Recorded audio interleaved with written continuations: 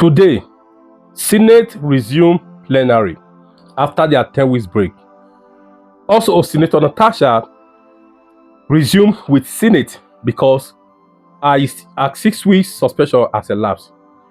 In the course of the plenary session, lousy Akpabio also, seized the opportunity to mock His Excellency Peter Obi. Please watch this video. Let me give it a thumbs up and let me know what you think. Wow.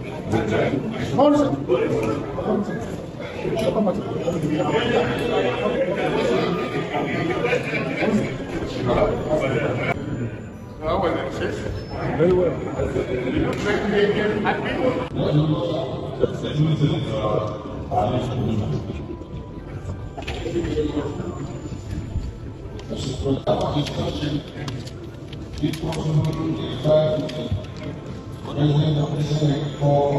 That was not good.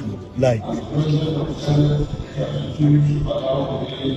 Senator Garba, I was thinking you can give me just 2 minutes to read certain correspondences from the president. Okay. Thank you so much for indulgence. Let me very specially, the Deputy Senate President, the leader of the Senate, and the leadership of the entire 10 Senate, and my distinguished brothers and sisters. Let me join the Deputy Senate President to formally welcome you after the recess. I want to thank Almighty God for preserving your life through His mercy. We are back with a noble charge of legislating for our republic. So, as I join my colleague, the Deputy Senate President, to welcome you,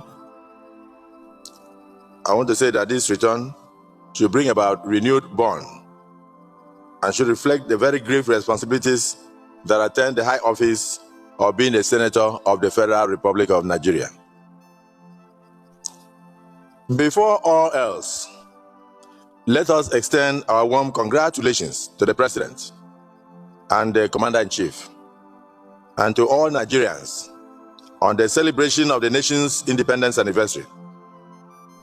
After we hoisted our flag of freedom 65 years ago, we are reminded that the journey of nationhood is not a sprint, but a marathon. One generation handing the torch like a relay of faith and sacrifice to the next generation. The flame may flicker, but it must never be allowed to die.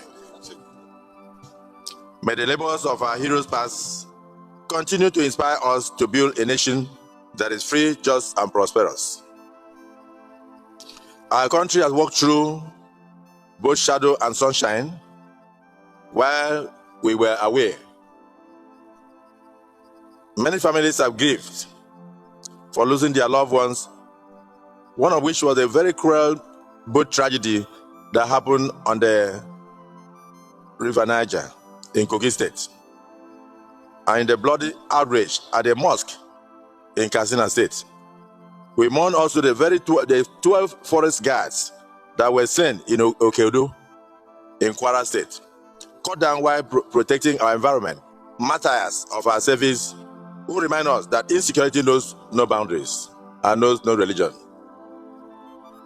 We commiserate with our compatriots across the flood-ravaged states of Bayelsa, Sokoto, and Zamfara states as the 2025 flood season continues to uproot lives and destroy livelihoods. We urge urgent coordination between the federal and subnational governments to mitigate these devastations before they become annual calamities. To every home afflicted by these disasters, insecurity, hunger, and hardship, the 10th Senate of the Federal Republic of Nigeria hereby extend to them the hand of fellowship and the prayer of comfort. We promise them that we shall not flinch from the duty of relief and redress for our people in this country. While our hearts grieve, our hopes endure because of very glimmers of progress.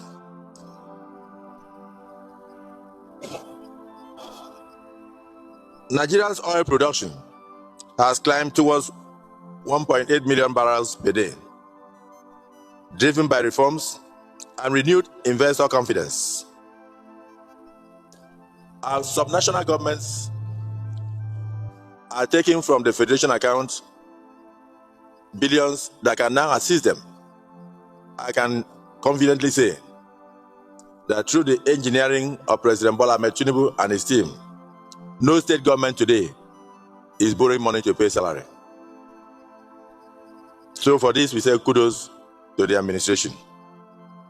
So we must ensure that this blessing does not become another fleeting windfall, but a foundation for fiscal discipline, infrastructural renewal, and more job creations. Let us also heed the cry from the farms and the markets across the nation.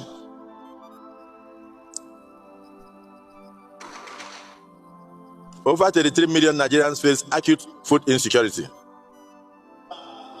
a crisis demanding urgent legislative attention, particularly in areas of agriculture, rural roads, irrigation, and mechanization. This must be introduced. Hunger cannot be defeated with words. Hunger requires policy direction, diligent budgeting to defeat it. Our people do not look to us for lamentations. That is not why they voted us. They look to us for action. The banners of terrorism and banditry still threaten the very countrysides of Nigeria. The cost of living weighs upon the families and all tables in the nation like iron chains. The flickering of our national grid leaves cities in darkness and commerce in paralysis. These trials summon us to service of uncommon urgency and to partner with the executive arm of government so that together we can rewrite the story of our nation for generations to come. We must legislate with boldness. We must press forward with reforms to steady our economy. We must draw investments. We must broaden the tax base as we have done through the tax reforms. And we must nurture the growth of our nation. We must strike hard at the enemies of ignorance, disease, by strengthening education, healthcare.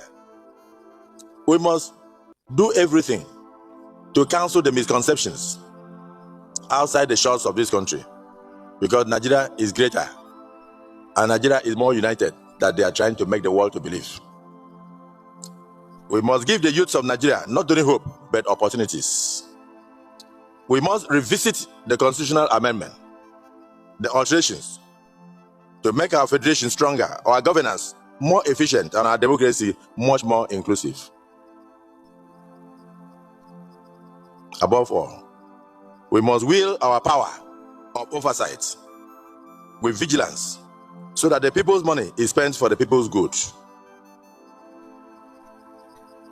Our relations with the executive shall remain frank, firm, neither obsequious nor obstructive. Where policies raise our people, we shall learn our strength. Where policies tend to imperil them, we shall speak out on their behalf. We must continue to uphold the independence of this Senate, the dignity of these chambers, the hallowed chambers, the most prestigious club in the world, the elite club, the Senate, not just of the Federal Republic of Nigeria, but of any nation. Therefore, we must uphold the majesty of our Constitution, which governs us all and all our efforts. To the citizens of Nigeria, we say this: we in the 10th Senate, we hear you. We know your expectations. You ask us not for excuses, but for results. Not for noise, but for substance. This Senate will continue to remain open, accountable, and responsive. We will not shrink from enforcing discipline, from scrutiny. Indeed, we welcome it, for accountability is the lifeblood of democracy. But it must be clearly understood, the foundation of every democracy is its legislature. Those who seek to weaken the legislature, in truth, seek to wreck the very substructure of democracy itself. As we stand once more on the threshold of another election, let me say another election season, Let us speak plainly to our constituents about the sacred duty of choice. It's important for them to know that the choice they make is sacred. Leadership is not a carnival, and governance is not a stage for theatrics. Let no one mistake the nation's destiny for a costume drama, nor confuse applause with achievements. Whether in party primaries or general elections, let us not lay quality upon the altar of spectacle, nor exchange wisdom for noise, nor experience for glitter. If our politics must be mended, let it begin with the courage to choose the right men and women of integrity, of tested virtue, of proven competence, and of sincere devotion to service of our nation. We must teach our people that democracy will only flourish when ballots are cast, not for the loudest voice, but for the wisest heads. Not for those who seek office as an ornament, but for those who see it as a burden of duty. Distinguished colleagues, let history record that in our time, we did not shrink from the truth, nor flinch from our responsibilities, but urge our people toward leaders worthy of their trust. So as we resume today with fresh vigor and steadfast resolve, we must legislate not only for the Nigeria of today, but for generations yet unborn, and even for generations we shall never see.